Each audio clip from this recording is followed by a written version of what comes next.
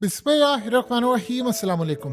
ऐसा लग रहा है कि ईरान अब शायद चुपके से इजराइल से अपने सदर का बदला लेने जा रहा है। एक तरफ तो उन्होंने इन्वेस्टिगेशन का ऐलान किया है, लेकिन दूसरी जानिब एक अजीबोगरीब सूरत हाल हुई है जिसने इसराइल को शदीद गुस्से में मुब्तला किया है। इस वीडियो को देखिए। ये इस्माइल हानिया जो हमास के लीडर हैं, उनकी मुलाकात होती है ईरान के सुप्रीम लीडर आयतुल्ला अली खामनाई से। और ये बात सारी दुनिया को पता है कि इब्राहिम रईसी को जो मारा गया है वो उसकी मेन वजह, ये बात की बात है, हादसा अब तो सारी दुनिया को पता चल गया कि वो हादसा नहीं था, वो एक हमला था। वो हमला इसलिए था क्योंकि वो फ़लस्तीन की मदद कर रहे थे और आवाज़ थे, और जाहिर सी बात है। लेकिन आयतुल्ला अली खामनाई ने जब इनसे मुलाकात की तो आप हैरान होंगे कि हमास के लीडर के सामने उन्होंने सूरह अल कसस की आयत 7 और 13 पढ़ी, जिसमें उन्होंने बताया कि अल्लाह ने वादा किया था हज़रत मूसा अलैहिस्सलाम की वालदा से और कहा था कि आप इनको यानी संदूक में बंद करके जो दरिया में बहाना है, और कहा कि फिर आप खौफ ज़दा ना हो, परेशान ना हो, हम आप तक इनको रिटर्न करवा देंगे। अब आम रूटीन में होता ये है कि जब कोई लीडर आता है और मुलाकात होती है तो कभी उसकी ऑडियो रिलीज नहीं की जाती, यानी दो भी आपने देखा होगा फुटेज होती है, तो लोग गुफ्तगू कर रहे होते हैं, वो जानबूझ के उन्होंने करनी होती है, यानी बातचीत और फुटेज बनाने के लिए भी, लेकिन उसमें कभी ऑडियो नहीं वो रिलीज करते। ये बात आप समझिए, कभी भी ऑडियो को रिलीज नहीं किया जाता। लेकिन ये बड़ी अजीब सूरत हाल थी कि इस ऑडियो को रिलीज किया गया। और आप जानते हैं कि यानी बनी इसराइल का इजराइलियों के साथ क्या ताल्लुक है और क्या सूरत हाल। उन्होंने इस आयत की तिलावत करके असल में अब जो असल मैसेज है उसको समझिए। पैगाम ये दिया है कि आपने अब इसराइल का भुरकज निकाल देना है। इतना मारे इनको, इतना मारे, इतना मारे, इतना मारे इनको, इनका भुरकज निकाल दे, हम आपकी आखिरी हद तक मदद करेंगे। और जब आप लड़े हो तो आपने कुरान की उन आयात को ज़हन में रखना है कि अल्लाह ने वादा किया था कि मूसा को सही सलामत आप तक पहुंचाएंगे, यानी आप परेशान ना हो। ये एग्जैक्टली सूरत हाल है। अब असल में उन्होंने ये कहा है कि आप अल्लाह पर भरोसा रखें, जो अल्लाह की राह में लड़ते हैं अल्लाह ने उनको विक्ट्री का वादा किया हुआ है, चाहे उस राह में कितने ही लोग मारे जाएं, लेकिन अल्टीमेटली वो फतह है। अब इस सूरत हाल में आज उन्होंने इनडायरेक्टली डिक्लेयर कर दी है एक बड़ी जंग। देखिए हुआ ये है कि इस्माइल हानिया ने जब ये सारे थे वहां पर, जब वो ईरान में आए तो वहां के जर्नैल थे, आर्मी चीफ, उन सब से खिताब किया, गुफ्तगू की। अब जाहिर सी बात है ये जो इब्राहिम रईसी है इनकी कुर्बानी तो बहुत बड़ी है, अमीर अब्दुल्ला की कुर्बानी बड़ी है। जो बंदा खड़ा होगा इजराइल के खिलाफ, अब तो देखिए बात क्लियर होगी, खुल के सामने आ गई। अब तो आप देख लें कि दुनिया के दो बड़े मीडिया आउटलेट ने ये बात क्लियरली बता दी कि ईरान और अमेरिका की एक खुफिया टॉक्स चल रही थी। अमेरिका ने रिक्वेस्ट की थी ईरान से कि आप अपना न्यूक्लियर प्रोग्राम फिलहाल आप टेस्ट ना करें और इस पर बातचीत हो, आपसे हम पाबंदियां हटाएंगे। इसराइल के अंदर हम एक रिजीम चेंज कर लेंगे जिसमें उनकी हुकूमत को फारिग कर दिया जाएगा, नेतन्याहू को। उसके बाद इस सारे मामले को आगे लेकर आप पर पाबंदियां कम होंगी, आपने होशियों से लेकर बाकियों पर हम पर हमले नहीं करवाने, और ये एग्रीमेंट होगा आपके साथ कि हम आप पर पाबंदियां नरम करेंगे, चीजें आगे चलेंगी, इसराइल ये जंग बंद कर देगा। ये बहुत सारी चीजें थी। तो इस सूरत हाल में वो सारा प्लान इसराइल को लीक हुआ और उसके बाद सदर इस दुनिया से चले, और ये काम इब्राहिम रईसी ने शुरू किया था। लेकिन इंटरेस्टिंग बात यह है कि अब असल कहानी शुरू ये हुई है। देखिए ईरान ओपनली अभी तक उन्होंने नाम नहीं लिया, तहकीकात तो इसकी ये होंगी और पता चलेगा। पॉसिबिलिटी ये है कि ईरान इस सारे खेल को चुप करके पी जाए, लेकिन अब वो बदला जो इजराइल से लेने जा रहा है वो थ्रू हमास ले, और इतना सख्त ऑपरेशन हो इस दफा, इतना सख्त ऑपरेशन हो कि जिसकी कोई इंतहा नहीं। और गालिबन अब ये होने जा रहा है कि इस दफा उन्होंने फैसला किया है ईरान ने कि हमने अब इजराइल की इतनी ठुकाई करनी है, इतनी ठुकाई करनी है, लेकिन करनी अपनी प्रॉक्सिस के जरिए है, क्योंकि दो जरूरत हाल यहाँ पर होंगी।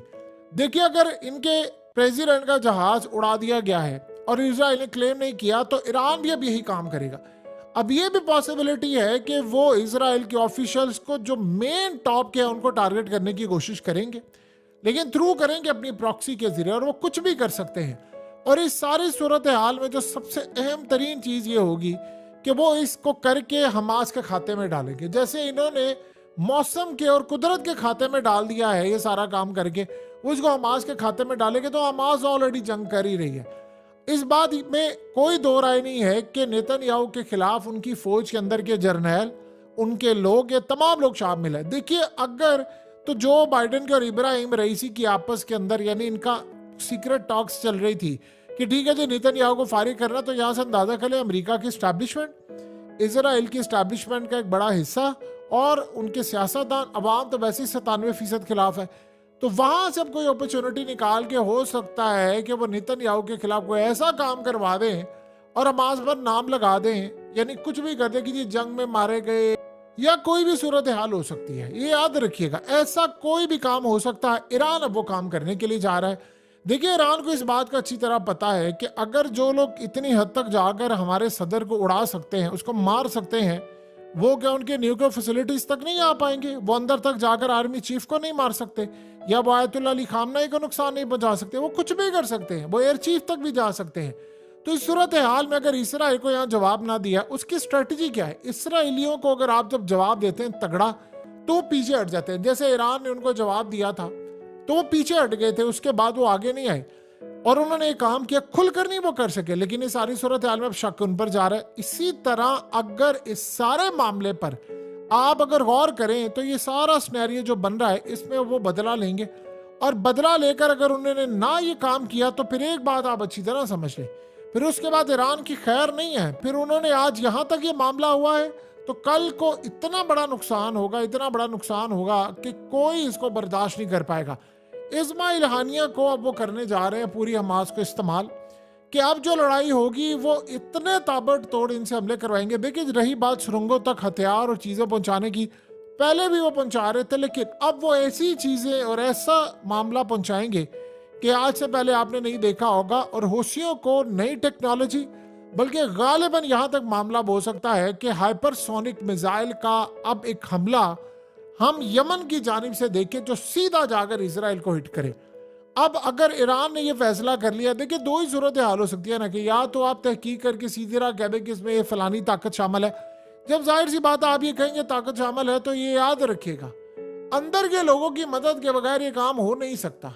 इसका मतलब है कि आपके टॉप लेवल के लोग जो हैं वो इस पूरे खेल का हिस्सा हैं, और आप जितना मर्जी डालते रहे मौसम के ऊपर। अब तो जो उनके प्रेसिडेंट के साथ तीसरे हेलीकॉप्टर के अंदर ये जो शख्स बैठा है, इसने भी बता दिया है कि क्या हुआ मामला। उसे तो बड़ा क्लियरली सारी दुनिया को बता दिया कि 3 हेलीकॉप्टर्स थे, एक बादलों का पैच आया, हम लोग वहां से गुजरे, 2 गुजर गए, तो तीसरा कैसे तबाह हो गया? वो कह रहे हैं जी हमें समझ नहीं आ पा रही। और जो पायलट के बारे में उन्होंने बात की, उन्होंने कहा जब पायलट से राब्ता हुआ कई ट्राई के बाद, तो वो कहता मुझे पता ही नहीं है कि हेलीकॉप्टर को हुआ क्या है, और इस समझ ही नहीं आ पाई। यानी एक ऐसा हमला था जो अंदर से तबाही का भी नहीं लग रहा था, बाहर से यानी कोई ऐसी चीज तबाह की गई हेलीकॉप्टर को कि समझ नहीं आ पा रही। अब ईरान अगर इसको छुपाता है तो याद रखिएगा ईरान पर अगले 10 हमले होंगे। उन हमलों को रोकने के लिए उनको हमास, होशियो, हिजबुल्लाह इनके थ्रू लड़ाई करनी है। असल में अब करने ये जा रहा है इसराइल कि वो लेबनान पर एक जंग छेड़ने वाला है, बड़ी खतरनाक। और इस सारे सिनेरियो में वो एक और भी काम करने जा रहा है, क्योंकि ये जो टॉक्स है उनमें ये बातचीत हो रही थी कि ईरान ऐलान नहीं करेगा, न टेस्ट करेगा न्यूक्लियर को। और इस सारी सूरत हाल में काफी हद तक सक्सेस हो गई थी ओमान के थ्रू। उसमें प्लान ये था कि आप अभी ऐलान नहीं करेंगे, आप पर से पाबंदियां हटेगी, एग्रीमेंट पूरा बाकायदा होगा। तो आप अंदाजा करें कि अब वो अगर इसराइल को पता चल गया तो क्या ईरान रुकेगा? अब तो ईरान साइड से बात है टेस्ट करेगा, और टेस्ट करने का मतलब है कि अब इसराइल हमला करेगा। इसराइल ने असल में अमेरिका को भी ये बात कह दी है और सबको तगड़ा पैगाम दे दिया है कि भाई आप देखिए हमारे हाथ कितने लंबे। आपने एक चीज गौर नहीं की कि जैसे ईरान के प्रेसिडेंट जो है वो मारे गए हैं, तो उसके बाद अजीब चीज देखिए, नेतन्याहू की गवर्नमेंट ने अमेरिका के मीडिया को इंटरव्यू उसी वक्त देकर कहा है कि भाई ये काम हुआ है और हमने ये काम नहीं किया, यानी इनमें हमारा हाथ नहीं है। अब एक बात बताएं, पहली तो बात है वो अपने इजरायली मीडिया से भी बयान चलवा सकते थे, ट्वीट कर सकते थे, या फिर वो किसी और मीडिया को, यूरोपियन मीडिया को, ब्रिटिश मीडिया को, या किसी भी मुल्क के मीडिया को कह सकते हैं, रूसी मीडिया पर चलवा सकते थे। उन्होंने अमेरिकी मीडिया से चलवाई ये खबर और उनको पैगाम दिया। सो लिहाजा अब इस सारे मामले पर कहानी ये चल रही है कि इनको पैगाम बड़ा तगड़ा दे दिया गया है और उनको कहा गया है कि नहीं, अब जो लड़ाई होगी वो तुम देखोगे, सो लिहाजा अब उन्होंने क्लियरली पैगाम दिया है कि हमारी ताकत कितनी है, हम क्या कर सकते हैं। देखिए, क्या बिल क्लिंटन और मोनिका का आपको याद नहीं है? मोनिका किसके लिए काम कर रही थी? आप देखिए ना, मोनिका इजराइल की, यानी उसके ऊपर तो सारी दुनिया कहती है कि मुसाद के लिए काम कर रही थी मोनिका। और मोनिका की टेप्स जो थी, वो इनका एक नेटवर्क पकड़ा गया था व्हाइट हाउस के अंदर, तो वो उसको बेनकाब करने वाले थे। उन्होंने क्लिंटन का सारा स्कैंडल सामने लेकर आ गए और उसके बाद उसने माफी मांगी। यानी वो गुफ्तगू कर रहा था जी, तुम्हारे कपड़े जो अंडर गारमेंट्स है उसके बारे में, वो सारी गुफ्तगू इतने घंटों की थी, वो इसराइल के पास ही। और बाद में उन्होंने जो हाल किया वो आप सबको पता ही है, अमेरिकी सदर तक को उन्होंने नहीं छोड़ा। तो ये सूरत हाल होती है उनकी। तो अब असल में कहानी ये होने वाली है कि इसराइल वहां से करने जा रहा है बहुत बड़ी लड़ाई, और उन्होंने कहा है कि एक बात आप ज़हन में रखिएगा, असल में अब होने ये जा रहा है कि इजराइल ने कहा कि जो भी लोग हैं वो हमसे राब्ता करें, तमाम गजा के लोग, वरना हम लोग आपको इस तरह उड़ाएंगे, हम आपको कहेंगे कि आप लोग हमास के साथ मिले हुए हैं, सो लिहाजा हम आपको और आपके हमसाए सबको मार डालेंगे, आपको पता भी नहीं चलेगा।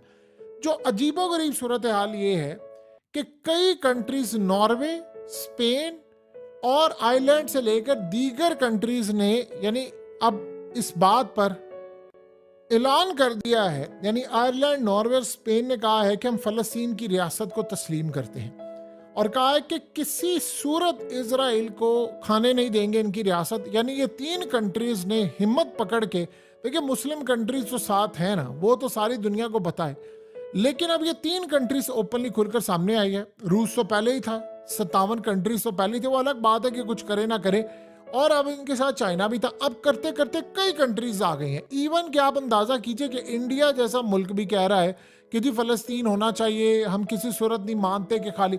सो अब इसराइल के लिए एक मसला पैदा हो गया है कि एक तरफ नेतन्याहू के अरेस्ट वारंट भी जारी हैं, और कई कंट्रीज ने कह दिया है कि जैसे नेतन्याहू हमारे मुल्क में आएगा, हम गिरफ्तार करके उसको इंटरनेशनल क्रिमिनल कोर्ट के हवाले यानी कर दिया जाएगा, इसको हम गिरफ्तार करेंगे। सो अब मसला ये पैदा हुआ है कि सारे का सारा जो प्लान था, जो ईरान और अमेरिका के दरमियान चल रहा था, वो तो इस वक्त हो गया तबाह।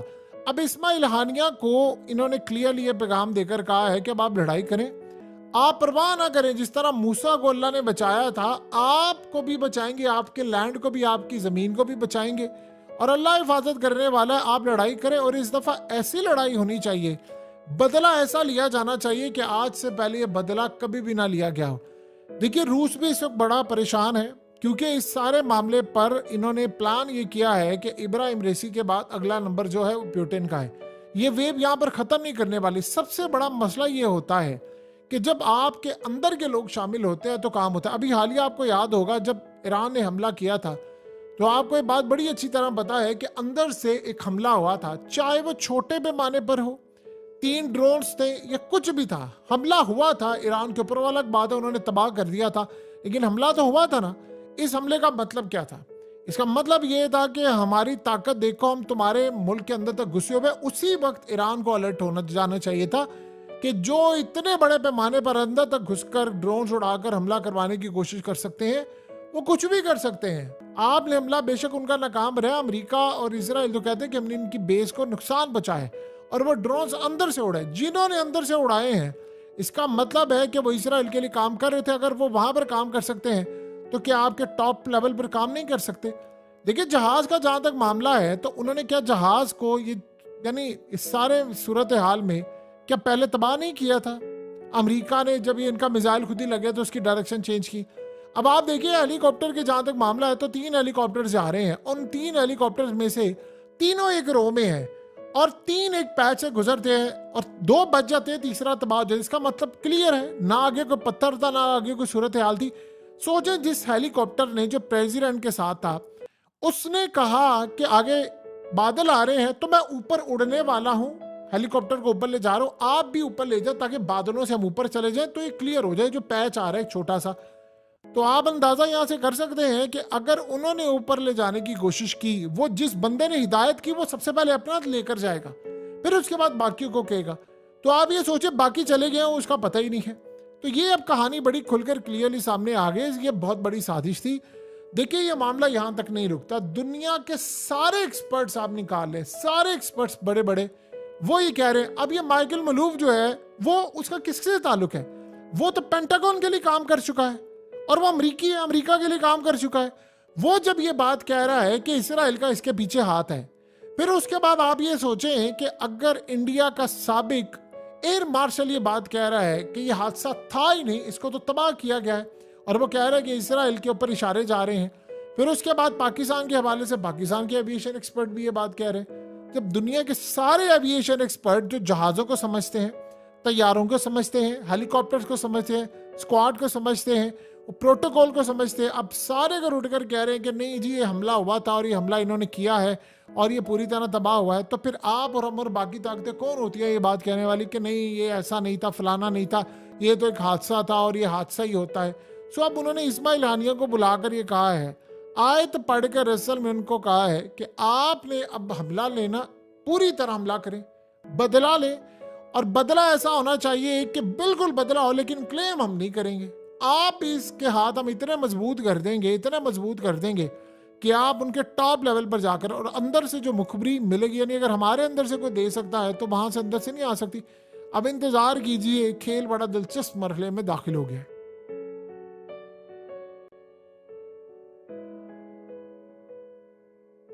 हकीकत टीवी को सब्सक्राइब करना मत भूलें, वीडियो को लाइक करें, शेयर करें और कमेंट सेक्शन में अपनी राय का इजहार जरूर करें।